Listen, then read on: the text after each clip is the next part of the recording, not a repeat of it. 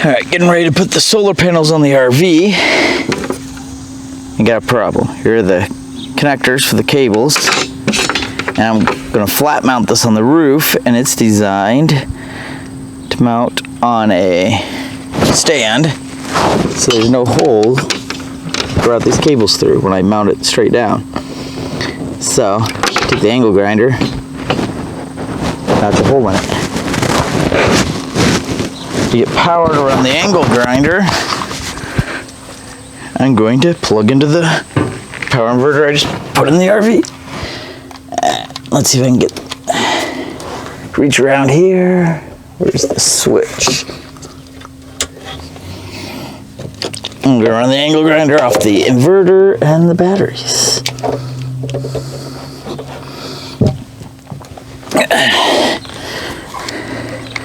And then we'll put the solar on, and that'll charge the batteries back up. All right, I only need to cut a hole big enough for the wires to go through. Gotta be careful I don't cut into the panel itself. And hearing protection, eye protection. Don't always use the PPE. I'm supposed to. You're supposed to, quote unquote.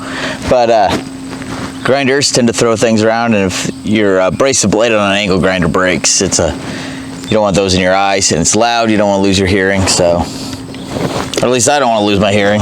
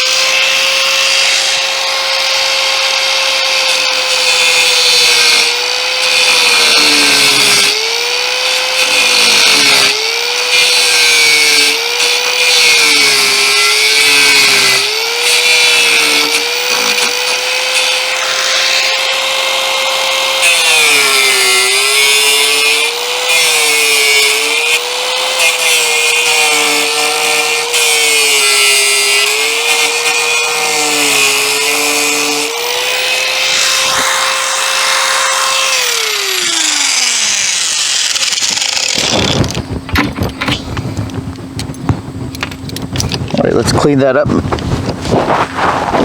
a little bit more. This grinder has a lock on it, so you don't accidentally turn it on, and then when it's on, it doesn't accidentally come off. Not a fan of that.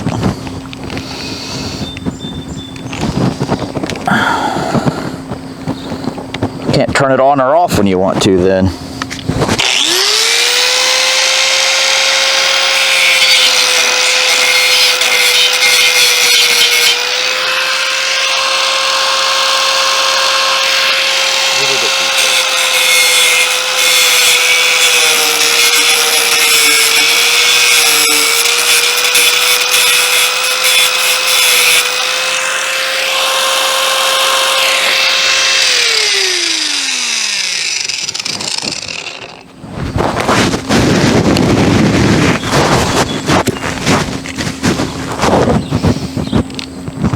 Tilt you guys up here.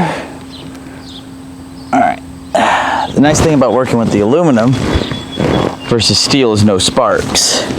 But I want to make sure I cut out as little as I have to, because I'm not going to screw these down. I'm going to glue them down, and I don't want to be driving this thing when I go to if I ever go to move it at 70 mile an hour, 60, 70 mile an hour, and one of these panels fly off. Rip all the wiring out for the other panels, smash into a car. That's no good. So I'll get the rest of these all modified, and then I'll start gluing them and put them on the roof. All right, I was using the brand new caulk gun. Started squeezing the handle to push the caulk out, or the adhesive out of this tube, the Gorilla Glue. And I don't know how well you can see this. You have these teeth, and then here's a little dog. Let's see. It's really hard for me to see the screen. Sorry, it's kind of bright out. These little teeth here catch on the dog when you squeeze the handle. You turn those down, and that's what pushes it forward. First time I squeeze the handle and you get the resistance from the tube of caulk. That's what it did to me. The dog bent.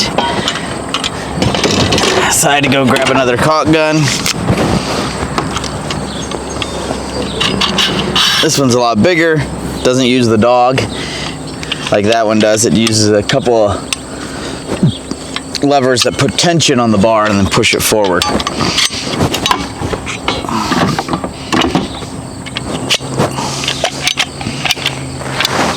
Well, this one working so much better already. Get that thing out of the way.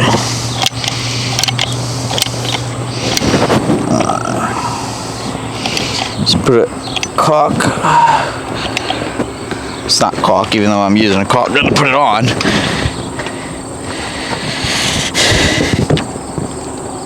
Put the Gorilla Glue on all the way around here.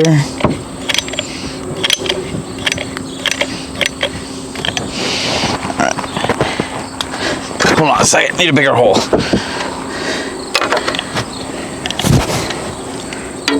Sorry I'm doing this off camera. I'm on a ladder, it's a little awkward here. Don't want to fall off the ladder.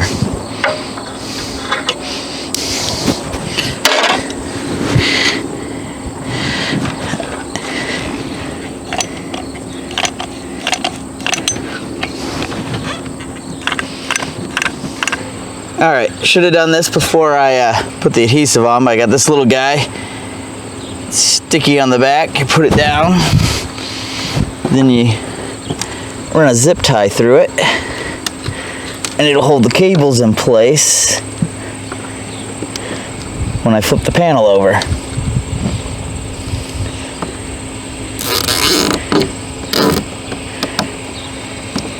Pull that tight. Scissors on my Leatherman are awesome for cutting zip ties. Wire cutters work great too. And then I'll hold the panel or the cables where I want them. Let's see if I can move you guys so you can see a little bit better. I don't know how well you're gonna be able to see this, but flip the panel over. Glue her down.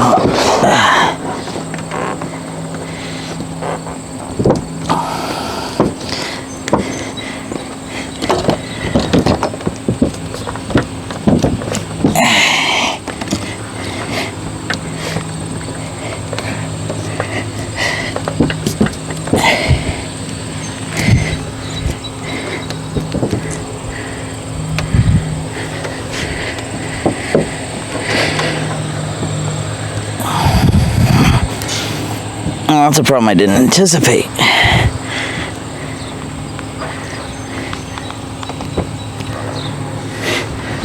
All right.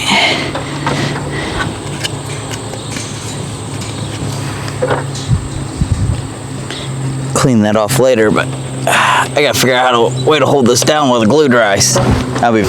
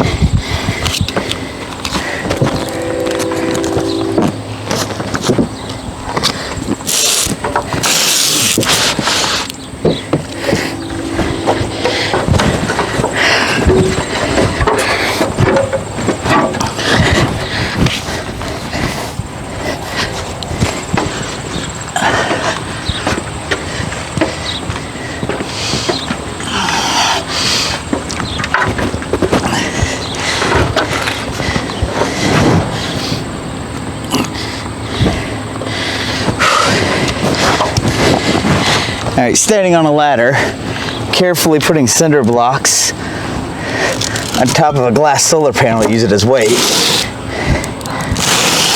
It's a little nerve-wracking. Don't want to fall off the or the ladder. I also don't want to break the solar panel. Need at least one more. While the glue dries on the first two panels, I'm going to drill the hole in the side of the RV to run the cable from the panel down to the batteries. I'll move the camera here.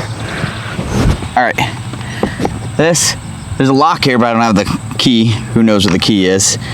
Already drilled it out with a little drill bit, stepping up to the next size bigger. Whenever you're drilling a hole, start with a small drill bit. If you try to take this big honking one, drill the hole without even a small pilot hole, it'll catch and walk around, and your hole won't be where you want it, and you'll tear up the surface. You might not even be able to bite enough to drill the hole. Ideally, in something this thin, you'd use a step drill bit, but I don't have one, and my drill chuck's not tight. All right.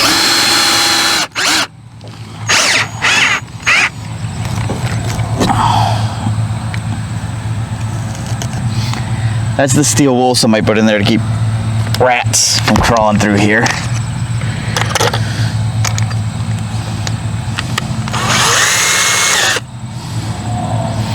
If you look at this drill bit,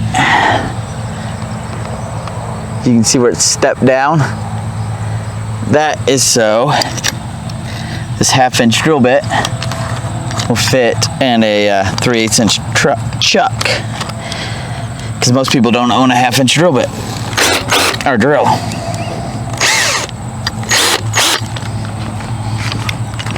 And I don't know, my 3/8 inch drill will drill. I want this thing. That's why. There we go. Looks like I need to oil my chuck. All right, that is not stepped down to 3/8. I gotta go get another drill bit.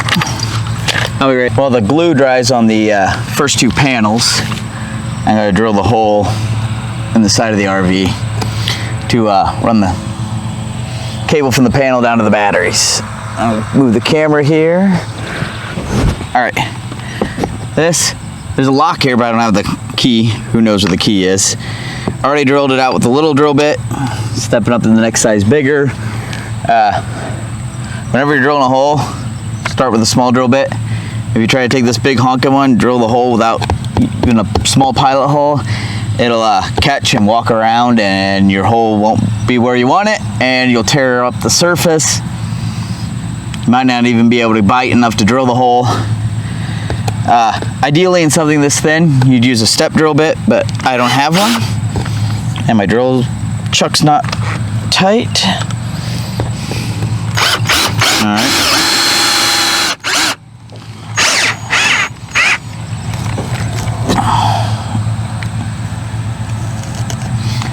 That's the steel wool somebody put in there to keep rats from crawling through here.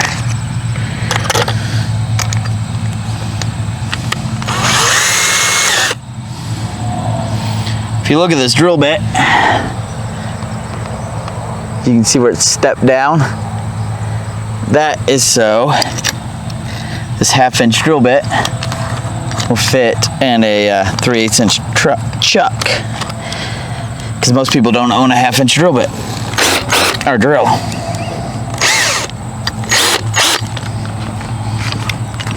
And I don't know, my 3/8 inch drill will drill. I want this thing. That's why.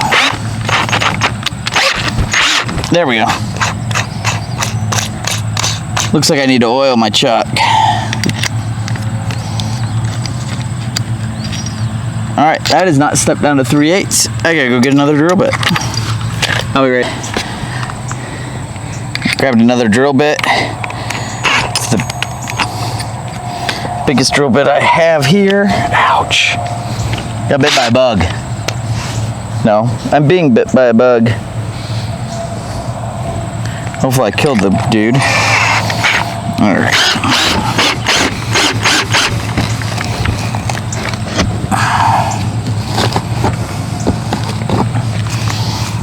Let's see if these wires will fit through. Nope. But we can wiggle the drill bit around a little bit. It's thin plastic.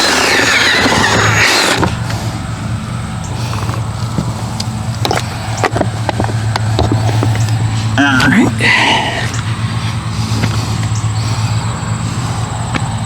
Well, not sure what I did with my Leatherman, so I'll cut the zip ties and feed this through the other side. Got the wires routed up underneath the bed. Underneath where the camera's setting is where the bed is. Bed area is. There's no mattress or anything on it. You can see from the wood here, but underneath the camera is where the batteries are. So the wires. This is a solar charge controller. So we turn it with. So what it does gives you a display, tells you what's going on. USB output. Charge your phone, I guess. Place to hook up your solar panel for the input. Place to hook up your batteries to charge the batteries, and a dummy load.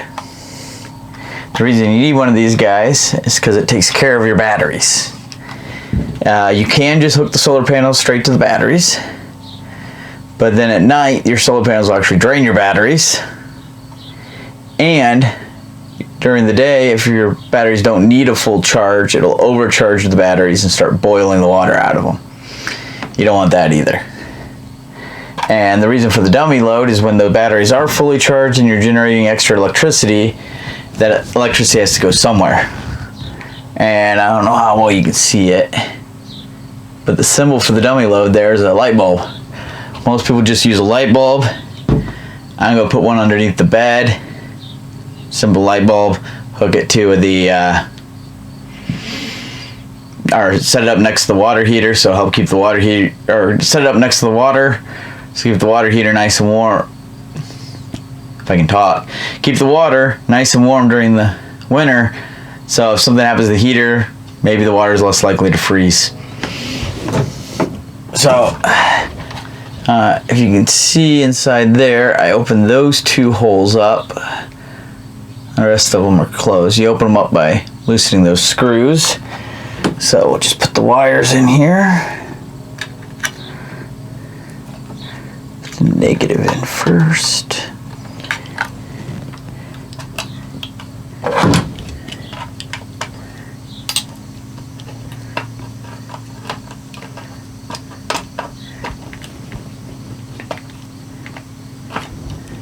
It's tight. Positive one, which apparently is shorter. They're all the same length, total wire. I just didn't pull as much through.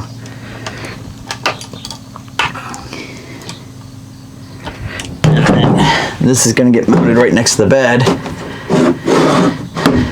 like this, but higher up. And that way I can sit at the edge of the bed and check on everything. And then,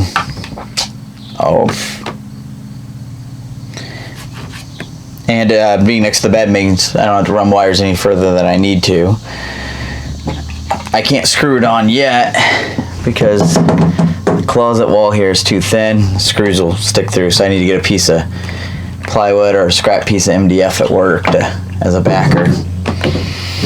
So next step is running the wires to the battery.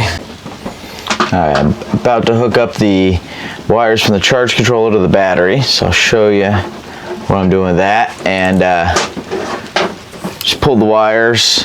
These are 12 gauge wire out of some 12-2 Romex. Just stripped the extra insulation, pulled these two out. Or the outer sheath, not really the extra insulation. Alright. These are solid strands, so solid on the wire strippers. Find the 12 slot, put them in the hole, squeeze, turn, pull the end off. And then take the connectors, whatever I did with them.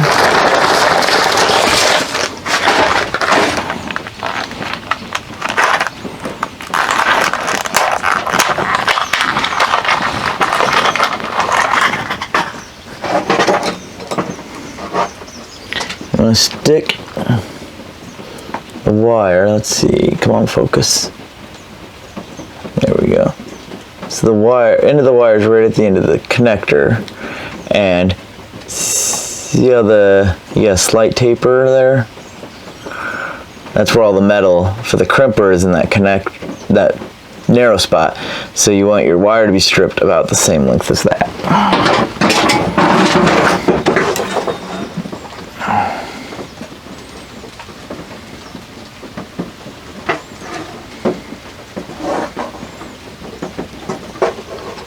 Put the connector in the wire crimpers, put the wire in there. Alright, that's obviously the wrong one.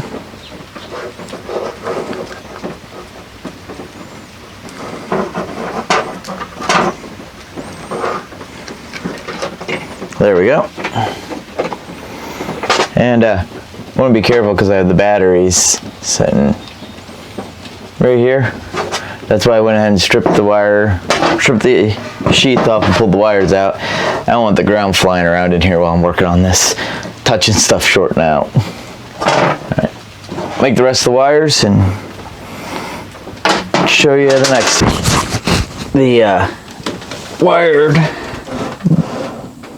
this white wire here is connected to this positive terminal, and this thin black wire here is wired to this terminal. And those go to the output on the charge controller. Well, the battery side of the charge controller. Now we can see on the display we're getting the batteries have 12.3 volts. I'm not sure what all these buttons do, so I'll have to figure out all those. That's these thinner wires. These thicker wires, again, go to the solar panel. Now I gotta hook the dummy load up, which is just going to be a light bulb. And then if it quits raining, the roof dries out on the RV, I will get the last solar panel up and that wired up tomorrow. Well, that's about all I got done on the RV this weekend. Hoping to make that last electrical connection and get the plumbing done, but I'll just try to get it done throughout the week. Some things came up that slowed me down. That's how life is, though. Well, thank you for watching, and God bless, and have a great day.